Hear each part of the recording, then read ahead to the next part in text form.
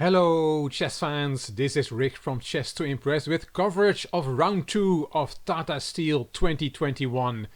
We had a very exciting first round with 3 decisive games, and these were the standings before round 2.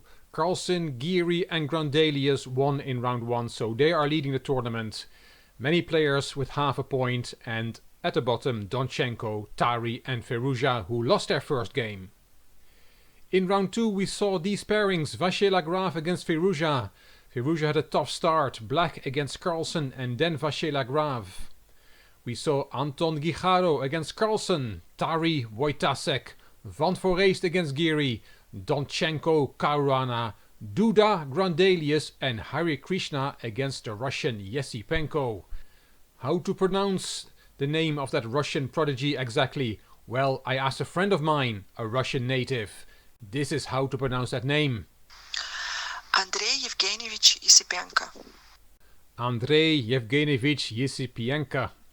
Well, I'll never be able to pronounce that name correctly. Anyway, let's get started. We're first going to look at the game from Alexander Donchenko from Germany with white against Fabiano Caruana from the USA on the black side.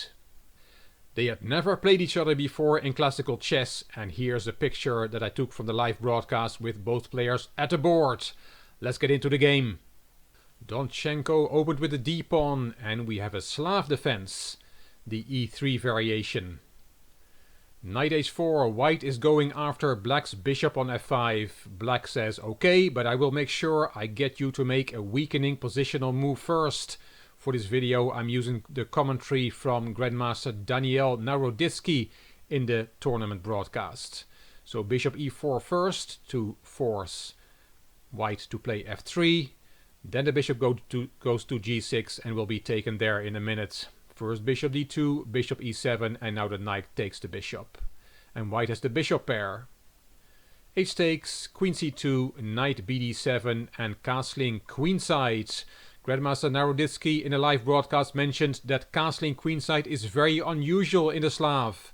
He said that this is the only line where it is an idea for white to castle queenside.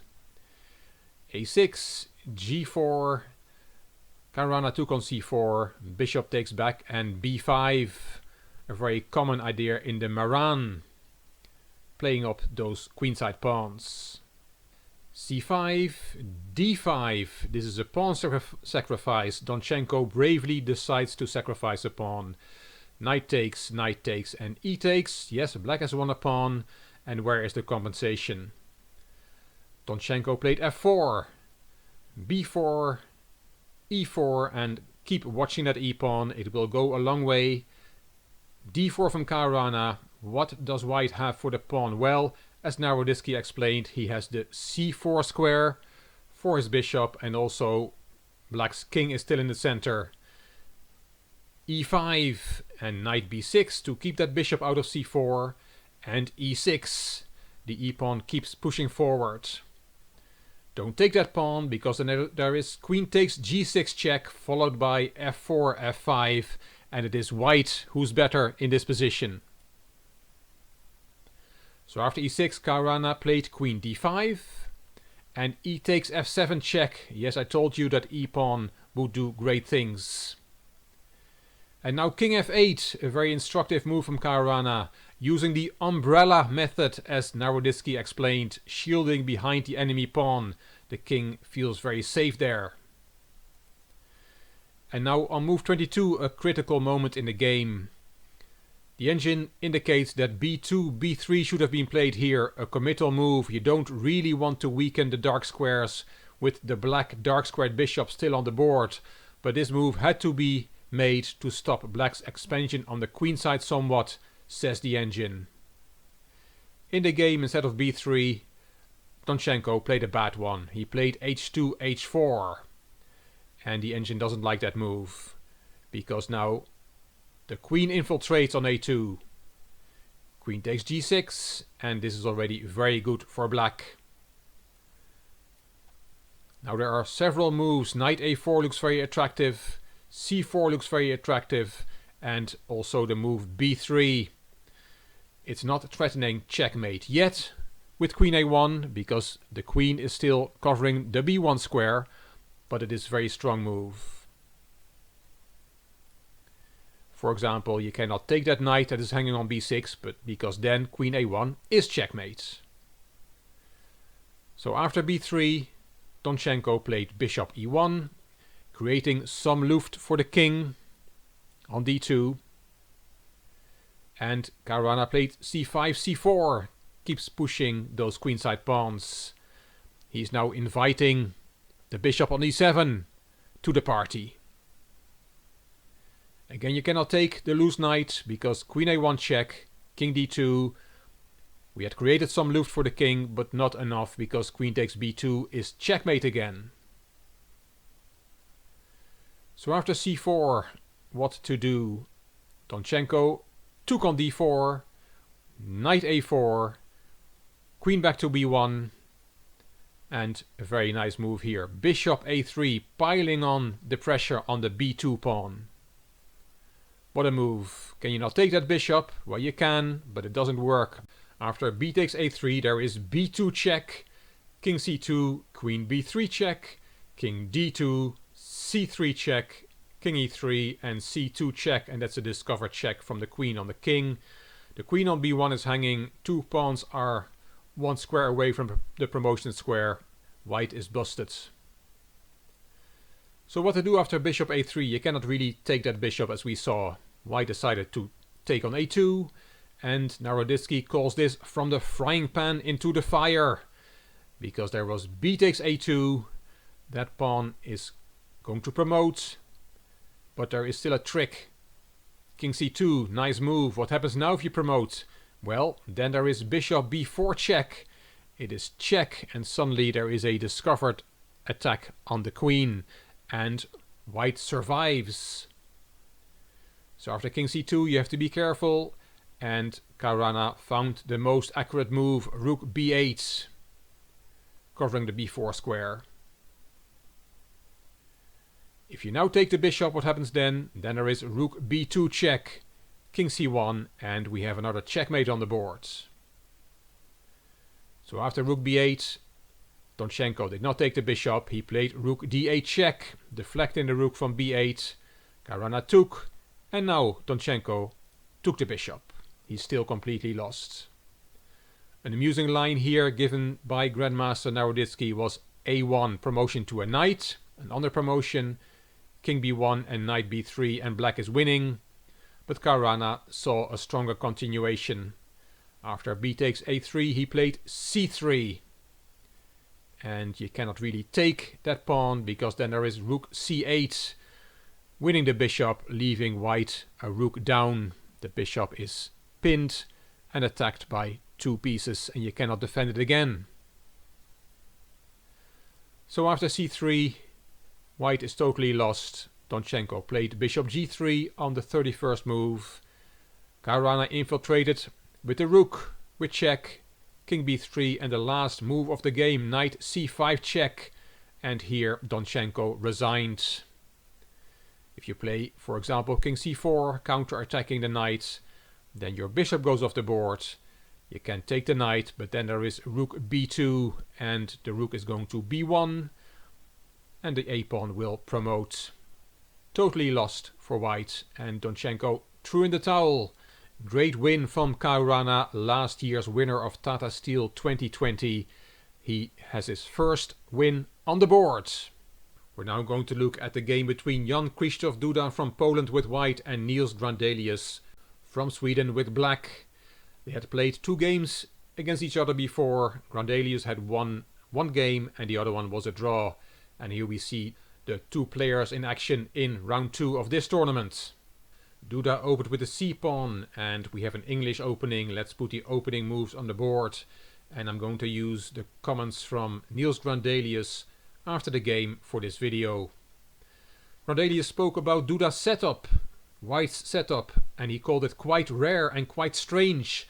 He said he was quite lucky, as he is quite familiar with the pawn structure that we have on the board here. Grandelius knew the plans for both sides very well. Let's keep going, and we see this maneuver, this knight maneuver from white, and then queen d2, and Grandelius said after the game he condemned the knight maneuver knight f3 e1 c2 and then the queen to d2. He said this was too slow and that white does not really have the time for this.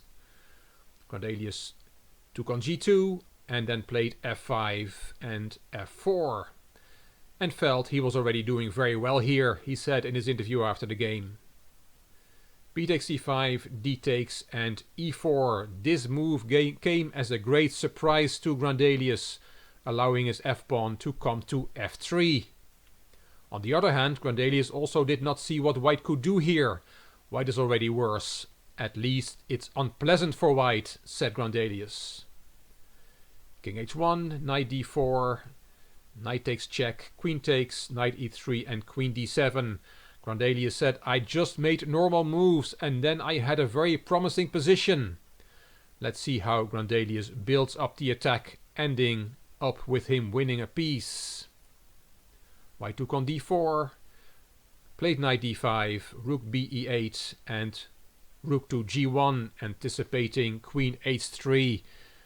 This move with a mate threat on g2, that's why the rook has to go to g1. Queen g4, queen d1, rook e5 with the idea to switch over to the h-file with a very strong attack. Knight f4 to stop rook h5 and now g5, attacking the knight. White kicked the queen, queen d7 and now black is winning a piece by force. You cannot go to d5 for example because then we have checkmate on the board. So what did Duda do? He took the pawn on f3 and g takes f4, winning the piece is possible, but Grandelius played rook e7. That piece is not going away because now the knight is pinned this way. Rook g2, queen c7 and now knight d5 counter-attacking the queen does not work for white because of rook takes queen, knight takes queen and rook takes c7 and black has won a piece after all. So after queen c7, queen h5 was played and now black has to take that piece. He took it on f4, g takes, queen takes c5 and queen h4. Grandelius felt that he did not finish off the game very well. He said it should have been game over immediately, but I was low on time and did not play in the most accurate way. In the end, Grandelius brought the point home. Let's look at the final moves. Let's just go through them without commentary to see how Grandelius converted this position with an extra piece. Rook e7 was the 40th move, the time control is made and white has no more ideas, no more counterplay. He will lose in the long run, being a piece down, and this game was the second win for Grandelius. What a start of the tournament for him. A month ago he did not even know that he was going to play in Wijk aan Zee this year. He was a late replacement for one of the players that had to withdraw because of the COVID-19 pandemic. Great start from Grandelius and he was quite happy with his game, saying that it was a better game than his win from round 1. Now let's see what happened to Farouza after his tough loss against Carlsen in round 1. He was on the black side again in round 2 against another superstar, Maxime Vachier Lagrave. It was the first game with classical time control between these two players. And this is a screenshot at the board. Vachier Lagrave on the left, Farouza on the right. Vachier Lagrave opened with the e-pawn and Farouza played his beloved Caruana defense. Let's put the opening moves on the board. And here c6, c5. As Grandmaster Leko explained in the live broadcast of Chess24, one of black's ideas, which was introduced by Anatoly Karpov, the 12th world champion, is to bring the king's knight to c6. But after white's move c4, this is no longer possible and we have that nerve center again, c4, d4, c5 and d5. So in this variation it's not good to bring the king's knight to c6. Now the queen's knight has to go there, according to theory. D takes c5 and d takes c4. The queens are vis-a-vis and remain so for a while, but will not be swapped. Let's put some more moves on the board. And bishop takes c6, giving black the two bishops. but ruining black's queenside pawn structure. It's always give and take in chess. Bishop e4 and now bishop d5, and Farouza talked in his interview after the game about this bishop e4 d5 maneuver with the idea of an attack on the king side. He said that he knew it was double-edged and that it could have gone wrong very easily, and it did go wrong. Let's see what happened. Let's put some more moves on the board. And we have knight d3 here. Farouza says that he liked Vachier Lagrave's knight maneuver. And here is f4. And here Farouza made another comment. In his interview after the game he said that this might have been a mistake. He said, I got some chances after that. I checked this position with the engine, who does not condemn f4. The engine thinks white is still better here. Knight back to g6. And knight c4. Farouza said that he could not do anything with his bishop on d5, so he decided to give it up, which was the right decision and gives black an equal game. Actually, knight c4 from white is not a good move. Bishop d4 was the move that would keep white's advantage, according to the engine. But knight c4 was played, not a good move. Farouza rightly gives up the bishop on d5. B takes on d1, queen takes and bishop e7, and suddenly every pattern starts working for me, said Farouza, which was lucky for me. He thought he was lucky in this game, because now he saw that he has the draw. Queen b3, queen e1 check, rook f1, and we see a not so spectacular queen sacrifice. Queen takes e3. That queen was taken, but a draw was agreed after bishop takes c5, because black wins the queen back straight away because of the skewer. A draw was agreed after queen takes c5, rook takes c5, rook c1. We have a totally equal rook endgame. After 37 moves, Farouza had his first half point on the board.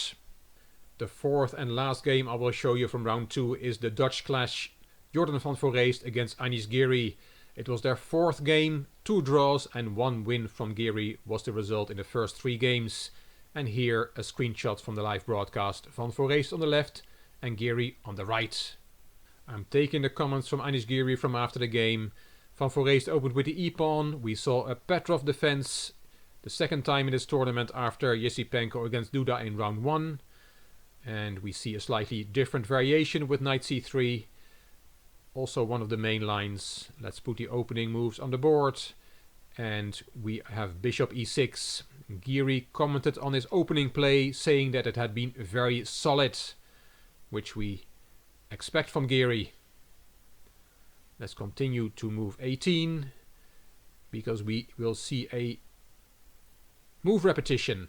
King c8, and Giri said in his interview after the game that he could have avoided the move repetition, but as we see, it is Van Foreest who deviates first. Here he did not go for another repetition with queen a8 check. He played rook h2 e1.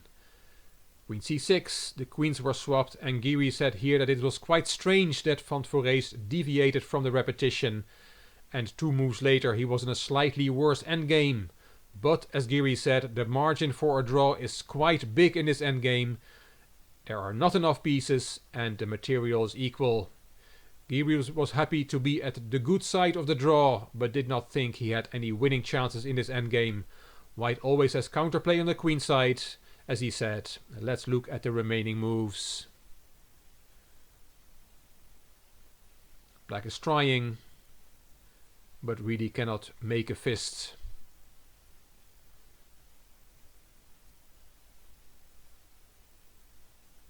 We're getting very close to the time control. This is move 38, king c2. Black has the Irish pawn center, which we call 3 pawns in a row on the same file.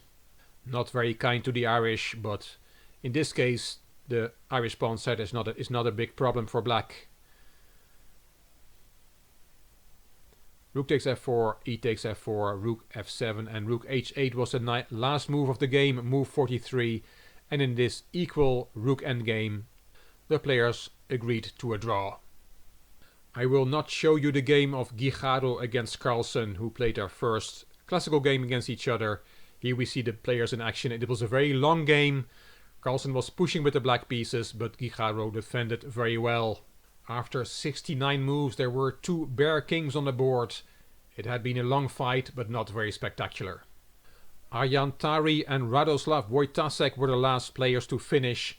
That game also ended in a draw after 68 moves. White was a pawn up in an endgame of queen and opposite colored bishops, but could not make any progress. He was slightly disappointed as he thought that he was winning after the time control, but this game also ended in a draw. Finally, Hare Krishna and Yesipenko also played a draw against each other. After 47 moves, there was a drawn endgame on the board. That gives us these results for round 2. 4 draws there at the top. Vachier, Lagrave, Farouza, Guijarro, Carlsen, Tari, Wojtasek and vanfreude against Giri. 2 wins for black. Yesterday we had 3 wins for white, so black is striking back in round 2. Caruana beat Donchenko and Grandelius beat Duda. The last game, Hare Krishna and Yesipenko also ended in a draw.